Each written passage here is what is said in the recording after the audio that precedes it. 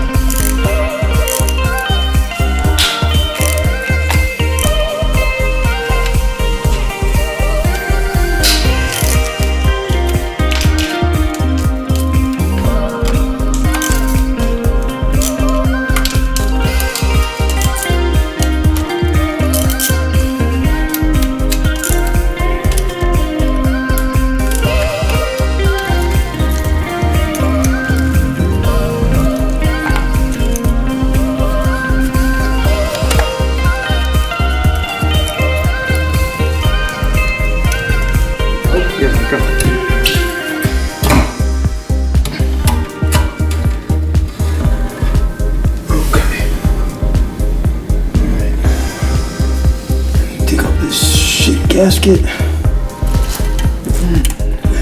we go. Yeah.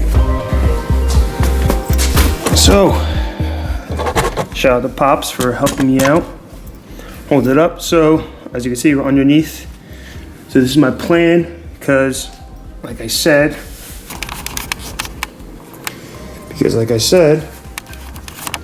that I definitely did not get all the oil out when I drained it. I'm glad I kept that mental note, because yeah, we still got a bunch of oil in there, so that's good. Okay, but as you can see, found out where all my oil troubles were, because as I said, you got in my oil pan gasket, and all of the rubber is just breaking off, which is not what's supposed to happen. So, it's a good thing that I decided to get the oil pan too. Because all of it, and like even where the parts where it hasn't fallen off yet, it's all cracked and everything. So, we're gonna replace all of this. And next step is to flip the engine and get all the coolant out of the coolant jackets. Alright, so, I don't know how well this is gonna work, but put the bag over the top of the engine, and now I'm gonna flip it. I taped a little bit of it. Let's see how this goes.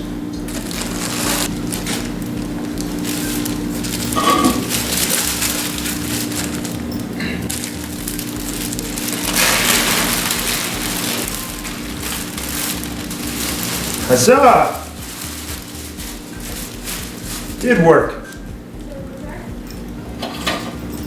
Nice. No casualties. A couple of drips on the ground. Hopefully that doesn't notice them. No problems. Success. So, don't have a drain pan on the bottom of your engine stand. Just grab a garbage bag. There wasn't much coolant in there, but grab a garbage bag, tape it to whatever side, let it down. So, we got the bottom end open. So, now, I am pretty much the first person. I'm the second owner of this car. The second owner, this oil pan has never came off. So now this engine is 24 years old. This is 2024. Happy New Year, everyone. This engine is 24 years old now. You could see the years of varnish and gunk and grime. I'm gonna clean all this off as well. But you see how disgusting it is. But right now, we need to get this guy. This is the guy we are after, and we will successfully get him. I believe it's just 1, 2, 3, 4 bolts, and you unbolt obviously the pickup tube. So once you unbolt the pickup tube, all of it should just whoop, come up as one unit. Undo the chain, yeah, and then I believe I'm going to take off. I want to take off a cam cap, just not a cam cap. I'm sorry. A rod bearing cap, just to inspect the rod bearings. If one of them looks good, then I'm assuming all of them are alright. This thing does have a lot of miles on it, but I want to make sure that they're okay before I take it all apart. Now I do remember dropping a little plastic piece inside the engine from the chain. There it is, right there. So got that plastic piece out, so that is all good as well. All right, so that's taken care of, all that fun stuff. Let me get set up and then we'll pop off the oil pump. All right, so I drained out the oil pan. Now let me just grab this light. Oh, there's a better look in there. So I took the oil pan off, or I drained out the oil in the oil pan. As you can see, all of this gunk and everything gonna get cleaned out of it. And then there's a lot of there's some residual oil. There's a little bit of it. Just a lot, mostly just gunk and stuff. But we're gonna clean it up. We're gonna take off the oil pump and we're gonna take off the pickup tube. So it's very simple.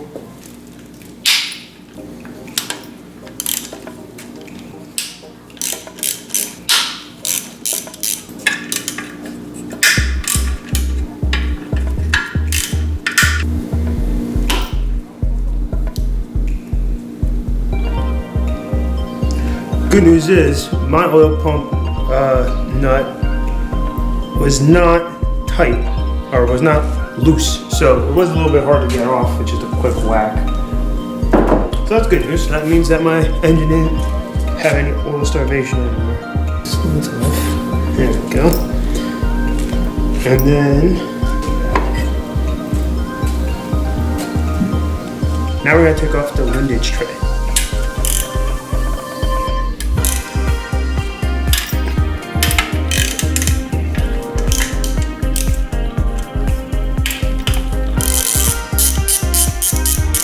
Why there's a random 10 over here? Couldn't tell.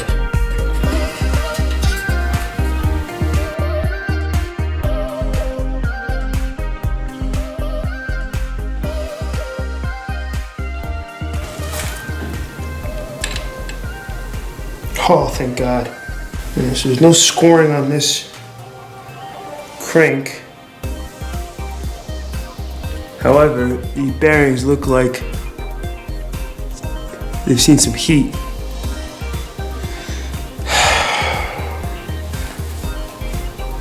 I'm gonna have to replace them. All right, so now we have everything out. We got the windage tray out, we got the oil pump out, all the bolts, all the hardware, the chain, everything. So, in the spirit of cleaning from last video, I'm gonna clean up the oil pan, clean this up. That's really it, and then we'll get started on doing this. But I'm not gonna bore you guys with that, so that's a little bit of magic. So I cleaned up the oil pump, all the housing and everything, at least the best I could with, just some degreaser and everything. Still see nooks and crannies, but we're gonna get started on taking apart the front of the housing and finally start upgrading the oil pump with the Achilles oil pump upgrade. So let's get started. So I just want to explain to you why I'm doing this upgrade in the first place.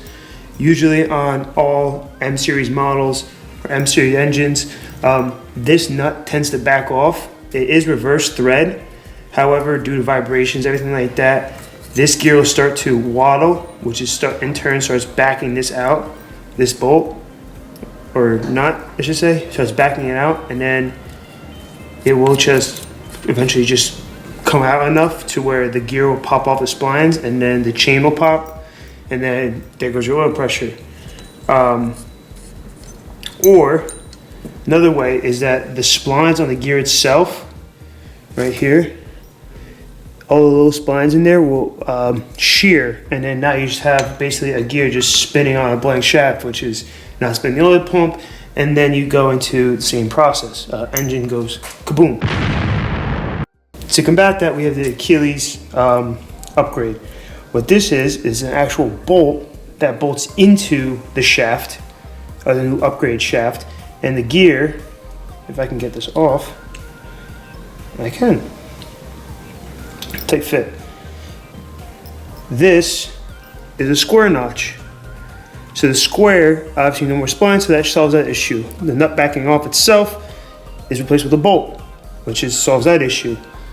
And then you can also comes with a wire tie, which you tie through the bolt and through one of the gears, or through one of the open holes, sort of a, extra precaution for it. So we're gonna pop off the front of this, and then we're gonna take over to the press. Okay, pull the face off, and there we go. So face of that comes off, and then we have the pump itself.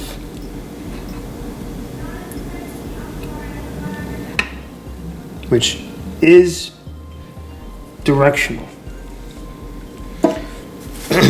So this pump is directional to where the little dot on the face of the pump itself, this little dot corresponds to the dot on the pump. So now for tool number 1 that I bought today, we need to measure from the edge of this pump, or to the face of the gear, to the shoulder of the shaft. Okay, 26.10 millimeters. Let's lock that down. Measure from the shaft all the way up to the shoulder, and it needs to be exactly, needs to match with the new pump. So mine's at 26.10. So yours may be different, but wrote it down, we have it on there. Now we can go to the press. Alright guys, as you can see, we're just kind of pressing it out. The shaft itself is real easy to press out. I added a little bit of oil to, stop it from creaking and making lots of noises and everything like that. But as you can see, I'm using just a 3/8 extension to press out the rest of the shaft itself from the gear. Now we're going to press in the new shaft, and as you can see, I kind of marked where that 26.10 millimeters ends. That's the bottom of that tape line. So good way to mark it up, and you kind of just press to that line. Alright, now we have our oil pump shaft installed. Looking all nice and beautiful. To double check ourselves, pull out the micrometer. And that is spot on perfect. That means we are good here. So now we're going to install it. So technically you're supposed to fill this thing up with oil, but if you fill it up with oil, it's just gonna pour out of it because currently the engine's upside down. So what we do instead is take our assembly lube and we're gonna put it all over this. Okay. So then this can go in there, and we'll put it in whatever way it wants to go. Spin it until eventually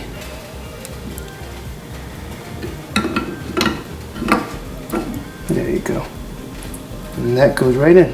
We want these two surfaces to be flush, the gear we installed and the housing itself. So right now, that's all good.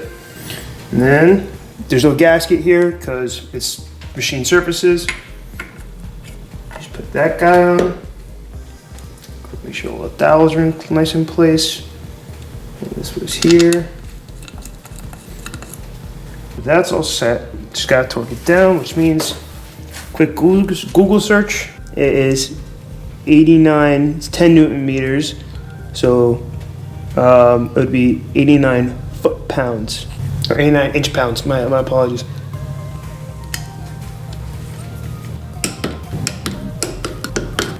now you can simply get, obviously it's labeled front, so this goes to the front.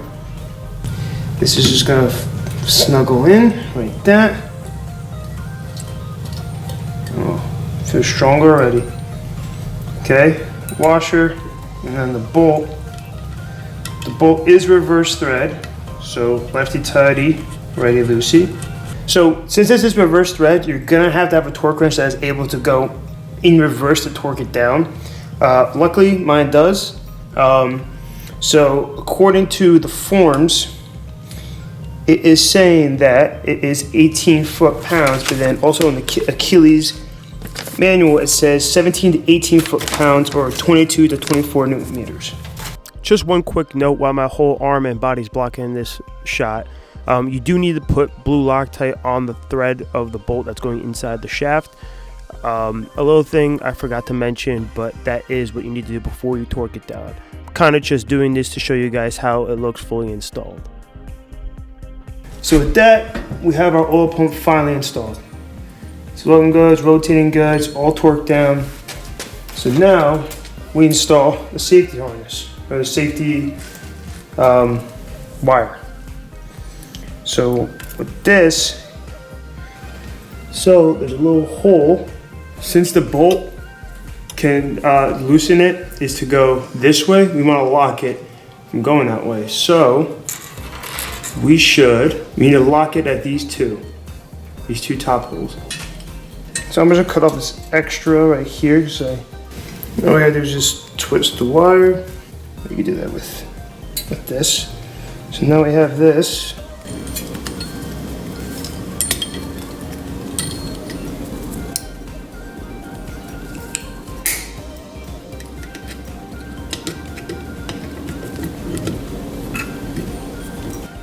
Finally fully installed. So my wire job is not the best, however it will stop the bolt in case if it ever does back off. The wire nut is going to want to go this way, but this wire is going to stop it from going that way. So we'll always make sure we have a good contact onto our oil pump. Next video, you'll see me do some more research on my bottom end, see if I should do my bearings or not. I know deep down I should, but again, we're on a budget around here. So right now, what I'm gonna do is just clean up the oil pan. You know, you guys don't wanna see that. Finish cleaning the windage tray, prep some surfaces, and then hopefully in the next video, if I don't need to do the bottom end, all the bearings and stuff, we'll slap the bottom end back together, start sealing it up, start making progress on the engine for it to go back in the car. Thank you guys for joining me in this video. See you guys on the next one.